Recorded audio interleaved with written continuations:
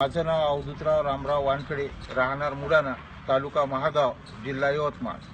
अवैध सावकारी प्रकरणामध्ये DDR यवतमाळ यांनी आदेश दिले, जमीन आम्हाला बहाल केली।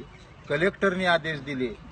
आजपर्यंत फेरफार सुद्धा जमिनीचा घेण्यात आला, पण प्रत्यक्ष शेत जमीन ताब्यात देण्याला टाळाटाळ करत आहेत।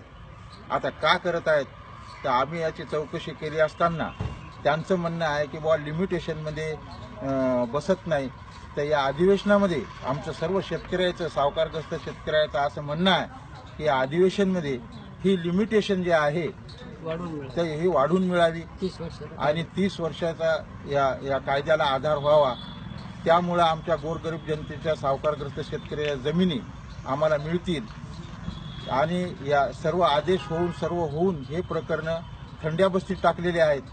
कोणीही जमीन ताब्यात द्यायला तयार नाही आणि पेपरला देऊन आमचे नावं छापून सुद्धा सांगतात की बुवा जमीन तुम्हाला दिली, जमीन दिली, पण कोणालाही एक गुंठा सुद्धा जमीन ताब्यात दिलेली नाही।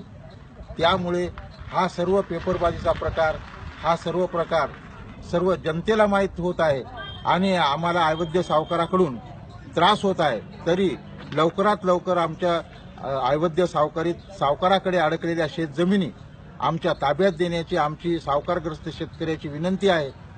करिता आम्ही हे निवेदन विद्याताई चव्हाण तसेच सर्व पवार साहेब यांना देऊन